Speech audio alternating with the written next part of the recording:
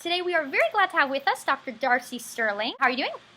I'm so well. Thank you so much for having me. Absolutely. We're so glad to have you with us. Okay, so go ahead and tell us first off about Famously Single. Everybody loved the show. What was your experience being on there?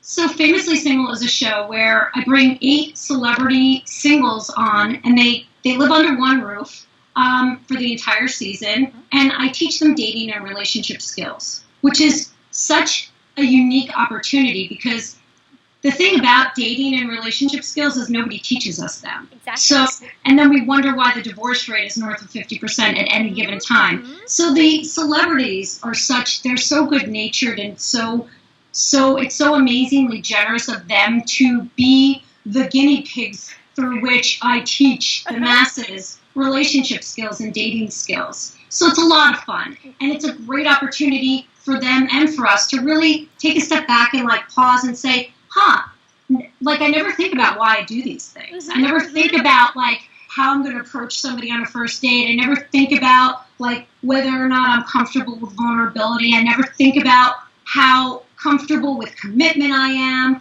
or what maybe I have been contributing to the problems, the ways in which I've been contributing to the problems of my relationships in the past. So it's a great opportunity to really reflect and look in the mirror. The celebrities on there this time around were amazing. We love them all. Everybody was just we didn't want it to end.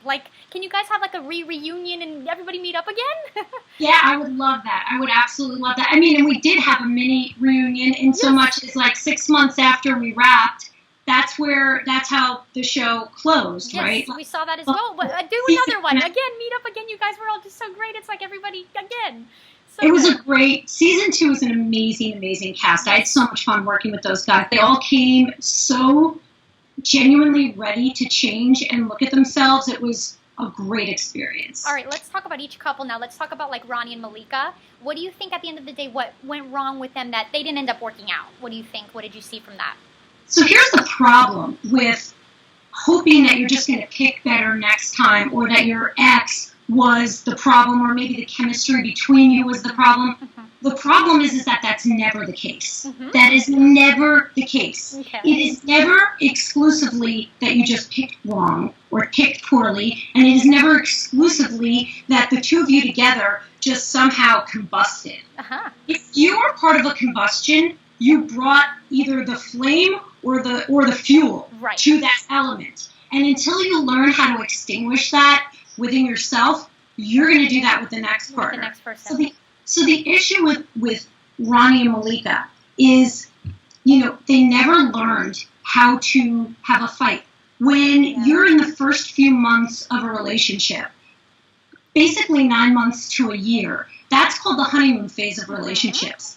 And we've got so many neurochemicals going off in our brain that we're literally our brain is saturated in drugs, opiate-like drugs. So things that would normally bother us about another person, they're not bothering us, right? We're high. We're literally looking at the world through rose-colored glasses. We're not seeing anything. I mean, and this has all been researched. It's scientifically been measured and confirmed over and over again that the parts of our brain that hunt for problems, they don't even work when we're in this infatuation stage. So, and when you think about Famously Single, when do you live with the person that you first dated? You never do. So living together for a season, it really takes them almost out of that honeymoon phase. Even though it's a short amount of time, because it's such an immersive environment. At the time they get out of it, they're literally thrown into the second stage of relationship, which is most people live and die. Most relationships live and die in the power struggle stage. If they live in it, they're grinning and bearing it. They probably value commitment over their day-to-day happiness. They make commitment to somebody else and they don't want to go back on it. They feel, they're very loyal people. If they're miserable in it, they generally get out of it, right? And so most relationships never make it to that third stage of relationship. Ron and Malika got out of the house, got out of the loft. They were basically exiting the honeymoon sage, and they needed a entirely different set of relationship skills. Yes. Manage their relationship. They needed to know how to have a fight, and they had never had one. Yeah. Never had a fight because people don't fight in a honeymoon phase. Yeah, that's right. Mommy wasn't there anymore. I wasn't there for them anymore. Although I always remain available to the cast, I'm super close to both season 1 and season 2 people. Oh yeah, I mean, I talk to Aubrey. I stay in touch with everybody. Yeah. And know that they can always reach out to me. But it's different because I'm not living there. Yeah. And so suddenly they're on their own. They're exiting the honeymoon stage, and they don't know how to have a fight because. Really, I think they were both hoping that the problems in their previous relationships weren't going to show up here because they had picked different people. And it never works that way because the common denominator is us. And if we don't learn relationship skills in this relationship, we're going to have to learn them in the next, or we're just going to repeat the same mistake. We're only attracted to people who are on the same development. We can only be in relationship with people who are on the same developmental stage as us. Yes. And so if one person is super outgrown the other, they're not going to be compatible. They're not even going to want to try and work that out because they're going to look at that and say, oh boy, I know I got baggage, but you know what? I mean, I can't even imagine how long that's going to take to sort. That's right. Yeah, so that's what happens. But there is middle ground. I mean, because look, no two people are exactly the same on their developmental stage of growth. My wife and I, we're 7 years apart. I'm 7 years older than her. I was just talking about this last 2 nights ago on a webinar. We're 7 years apart. I'm 10 years ahead of her in my career. We're both therapists. She's a couples counselor. Oh, okay, nice. Yeah, can't talk about feelings enough. So, and she's often felt like and expressed like, I'm never going to catch up to you. You're never catching up to me because I continue to grow also. However, as long as she continues to progress and I don't completely outgrow her, because I'm going to continue to grow. I'm somebody who drinks the Kool-Aid of personal development. I'm in and out of therapy myself, and I'm going to continue to grow. As long as she continues to grow, we're going to be right fine. there with you. Yeah. She doesn't have to be right there with me. As long as she's doing better, and that is really that is the fundamental aspect of relationships. We don't want to be perfect because we can't be perfect. You just want to be a little bit better this month than you were last month. Yes. And that is my own personal goal in my relationship. I just want to show up better today than I did yesterday. How about also for online, the online world has become, of course, huge now with today's society. How do you feel about texting, with the little emojis and everything like that, the kiss faces, the little winky faces?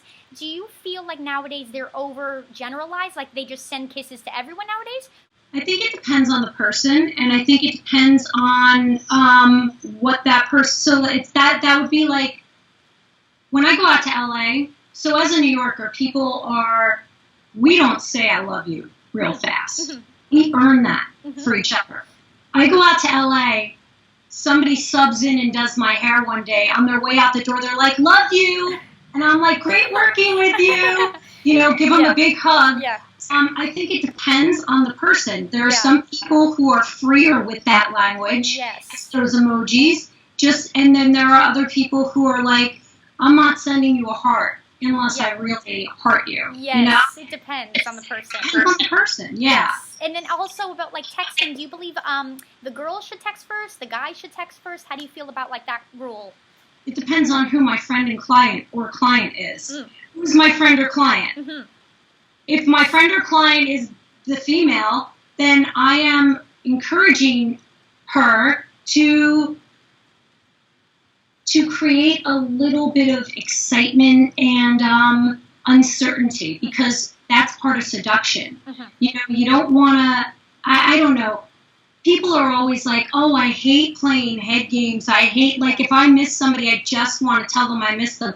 Really? Because when you start a brand new job and someone pisses you off, I'm pretty sure you don't just tell them, hey, you pissed me off. I want to be a real person. I'm just going to tell you you're pissing me off. You don't do that. So I don't know. We have this double standard where relationships are concerned, where we feel like when it's right, which I don't believe, that was my webinar 2 nights ago. How do you know when it's meant to be or right? Yeah. I'll tell you that in a minute. Okay. That's a very short answer.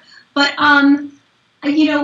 I don't believe that people are, we have to engage each other in relationships with the level of mindfulness that we engage people throughout all other areas of our lives. Yeah. You don't get to just walk in the door and just shed everything and just burp and fart and take your makeup off and put on sweats and a t-shirt and put your hair up in a messy bun and and say every unedited thought that comes to your mind. No one wants to hear that. Yeah. No one wants to be around that.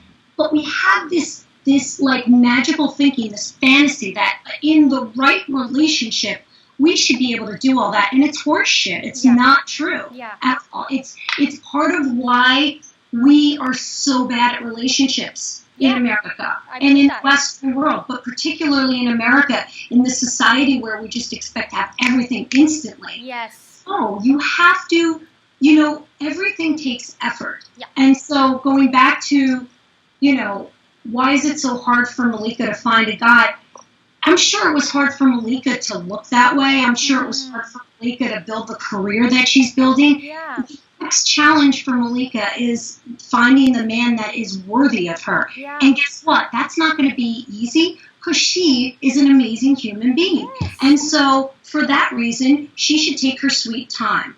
If you find yourself attracted to people who are not marriage material, and the people who are marriage material are people who you don't seem to have that chemistry with, say is that there's some unconscious stuff going on that is causing you to be attracted to people who are not going to meet your needs. And quite frankly, I have a course that is available called Relationship Skills Boot Camp, where we teach people in the first 3 weeks of that course, we teach you exactly how to identify the unconscious things that contribute to your relationship patterns. Oh, wow. There are exercises that you can engage in that will help you sort out some of these unconscious drives.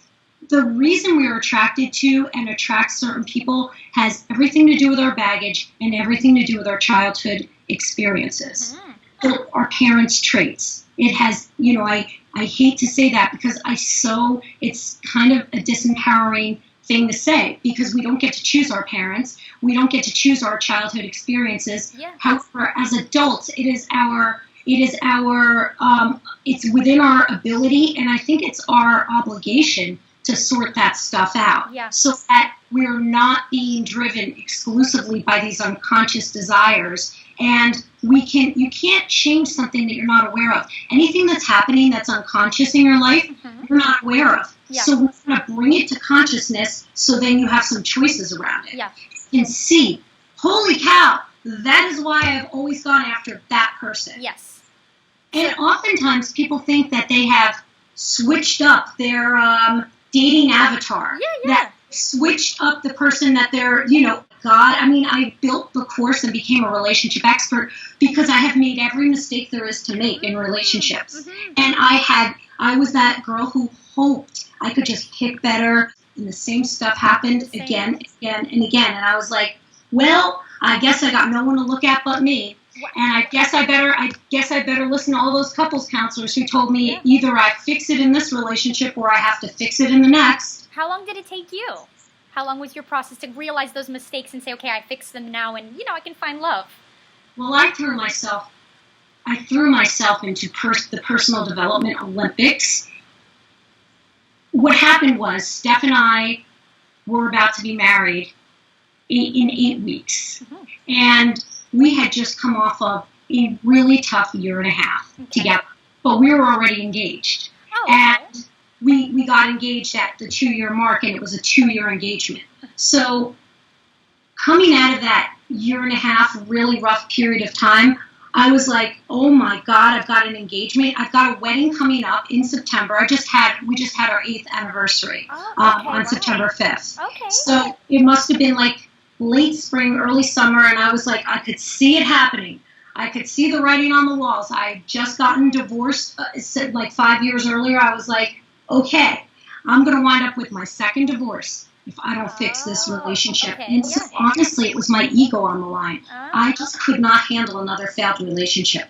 One, I could sort of blame on a bad choice. And two, I just looked like a failure in relationships. So we're lucky, Steph and I, we have access to the best experts because we're both therapists, here in the city. We had both I just finished my PhD program. Wow. She had just finished getting her master's degree, both in social work, so we're both therapists. So we had access to the best of the best, and we threw ourselves into learning what we needed to learn. Yeah. So that when we walked down the aisle, it was with an open, free heart. And it was just the beginning. What followed for the next 2 or 3 years, I would say, is the culmination of what is now Relationship Skills Boot Camp. It is. So what we did was we took all that crazy, long guesswork out for people, and we put together a program that inside of 9 weeks, you have the beginnings of habits. So your life is nothing more than the culmination of your daily habits. If those habits are great, then your life looks great. Your love life looks great. If those habits kind of suck, then your love life kind of sucks. So what we do in Relationship Skills Boot Camp is that we take people for 9 weeks. We put them in an immersive environment where they have homework basically every day of their lives. And we give them an opportunity to learn these different skills, all the tools that took us, probably $100,000 to piecemeal together, and definitely over 3 years to find. We brought the best of those tools into that program. And so at the end of that 9 weeks, you have the beginnings of relationship habits that are going to serve you for the rest of your life. And you also have education that no one ever teaches us in school. That's right. So you're so ahead of the game. It's unreal. And then some people complain, but I'm so ahead of the game. How am I going to find somebody else who has these skills? To which I say, look around who was in the course, who was in your class with you. We launch once a year, and we built the whole community around. Wow. Yeah, it literally is. I mean, when we were able to build these skills ourselves, what happened was all of our other relationships with our families, our friends, started changing and improving, which was so weird because it turns out the same skills I use with her, I use with everyone. Yeah. And then our clients we started teaching them to our clients. And we were like, holy cow, people can learn these. They don't have to be in therapy. They literally, it's just education. They're just tools. And then our clients started teaching them to people. And their people started changing. And I was like, Steph, we're sitting on basically a secret. Exactly. Something biblical here. We have to give this to people. And so, we put our heads together, and inside of a year, we built our SBC. That's amazing. And I'm sorry, how long did you say you did your schooling for? Total? Well, my master's from Columbia was 2 years, and my PhD from NYU was 5. Okay. And in between, there's been specialized training that we each have gotten. So Steph, after we got married, and after couples counseling saved our relationship, and all those experts helped save our relationship, she then was inspired to become a certified relationship therapist, and that's what she is. She specializes in working with couples. I, on the other hand, do not work with couples. I teach relationship skills to people individually. So, when you say how much schooling, I'm still in informal school. I'm never done learning. I'm always going to be researching and trying getting trained in new ways of helping people live their best lives. So this has always been like a dream of yours to do that, or like we said, once you started getting into relationships, you kind of wanted to find a method to help yourself, and then got into this? I always knew I was going to be a therapist. And the first 15 years of my life, I specialized in working with adolescents and their parents, teenagers, which was amazing and super challenging. This just organically happened. This really just organically happened. It also happened after I was offered the job for Famously Single, because I had been building my media career for about 7 years. And when I got the offer for Famously Single right after the audition, I thought to myself, they are going to cast me as a relationship expert, and I don't work with couples. And I have I'm very, very big on being transparent and genuine and sincere and not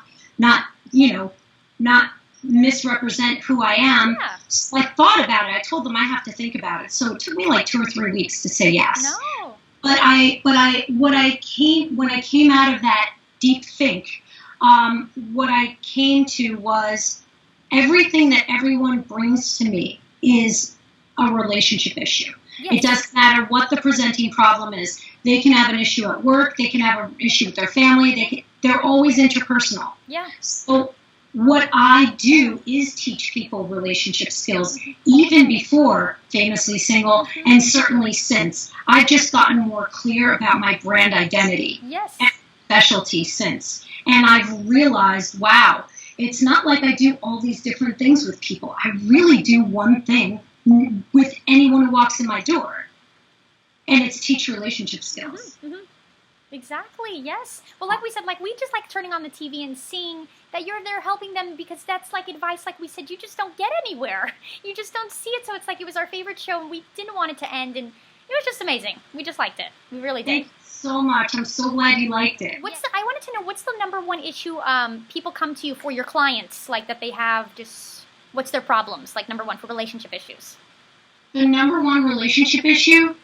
Generally, people come to me, and it's so interesting because Steph and I, just on Labor Day, a few days ago, we were like, somebody came up to us. We were sitting outside in the sun, and a neighbor came up to us and was like, girls, can I just ask you a little question? And we're like, sure, because it's the only appropriate answer to that question. Sure. She's like, I got this guy, been dating him for a while. It's okay, we don't really fight, but like, I don't know, every now and then I just wonder if there isn't something better out there. The chemistry is not like on fire, and I just wonder, like, how do you ever know if it's meant to be? And we looked at each other and we were like, this is something we've never done a training on. Hence the webinar, how do you know if it's meant to be? Ah, okay, yeah.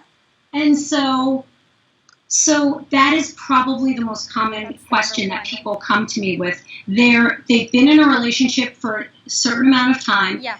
They've reached a crossroads, and they don't know how to evaluate if they should stay in the relationship or not. Yeah. I mean, I know people should know, but I feel like different people have like different things they find in different people. Like one, they might have a good vibe with. Number two, they might feel like someone else, like they feel at home with. Number three, they might have like the chemistry, just different things. How do people know if they find different traits in different people who the one would be if they're looking for 100 traits in one person, but each person has separate ones? Does that make sense? Of course it does. Yeah. This whole idea of a relationship being meant to be is really like, it's sort of like a Disney thing. Yeah. It's crazy. Relationships aren't meant to be or not meant to be. That's a very disempowering belief system, but that's what we're all raised to believe. Yeah.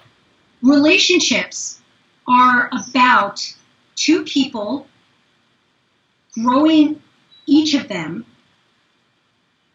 to their greatest potential, and not finding the best partner, but learning how to be the best partner. Mm-hmm. Because that's within your control. Yes. And if you just work on yourself and work on building your relationship skills and work on being the best partner you can possibly be, you will absolutely find a partner and attract a partner who's better quality than the person. But people look outside of themselves for the solution. The solution is not outside yourself. Yeah. It's not about the newest dating app. It's not about meeting people a different way, now that I think about it. It's really about, come take my course. Yeah. Yeah, absolutely. That's what it's about. Yeah. Come take my course and talk to me afterwards. Yes. And then talk to me. So here's the thing about my course. We offer a 100% money back guarantee. We've never been taken up on that offer. Oh, good. In fact, everyone that has ever taken it has wound up coming back. Because once you take it once, your tuition is good for life. So every time it's launched again, you get to take it live all over and improve it every year. Oh, wow. So, yeah, because we send you a questionnaire at the end of it, and we're like, so what'd you hate? And then we have like 7 months to change it. We change it up, we improve it, and then, because you give us the answers, and why wouldn't we take those? And then when you come back and take it the next time, you'll see that your feedback was employed, and that it's a better course. But the thing is that there's so much to know about relationship skills. It's kind of like I wondered why we have this track record of so many people coming back and taking it again and again and again. Yeah. Because even though, especially because it's free, generally our psychology is we undervalue things that are free and value things that are super expensive and hard to pay for. Mm-hmm. So, but what we realized is it's like watching a great movie more than once. Yeah. You're not watching a shitty movie more than once. You're only watching a movie that you loved more than once. Yeah. And you're watching it the second time around to get those nuances, yes. to figure out what, I kind of got the big picture first time around. Now I want to go in deep and I want to get more into the nitty gritty of stuff. So you could take it 100 times and not learn everything there is to learn. Back to Famously Single, we have to talk about more of the couples. Chad and Karina. A lot of people like Chad and Karina. What do you think about them? What do you have to say? Tell us. Well, here's the thing. Again, I think that both Chad and Karina really, I think they're at different developmental stages. Yeah. Like Karina is a grown woman and Chad's in his late 20s. And yeah. when they're, what man in their late 20s is really grown? Like, most people aren't. Yeah. Most guys in their late 20s aren't looking for love or marriage. Although Chad, purports to be. I think that, I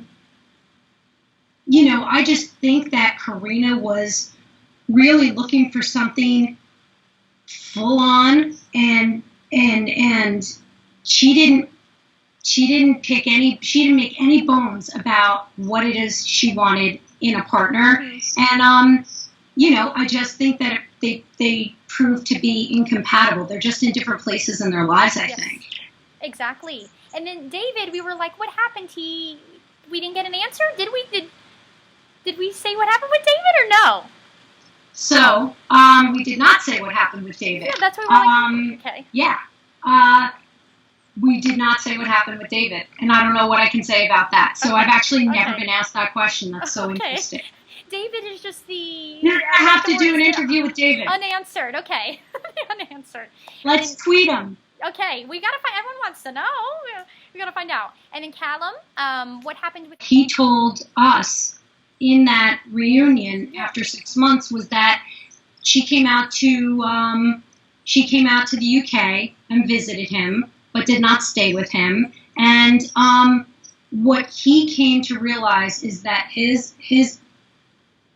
living in two different places really renders himself unavailable to any woman that he meets, because she's going to be in one place or another. And if she's willing to follow him around, he's going to feel smothered. So Callum has to do, I think Callum feels like his next level of work is really going to be around working on why he can't stay in one place. Yeah.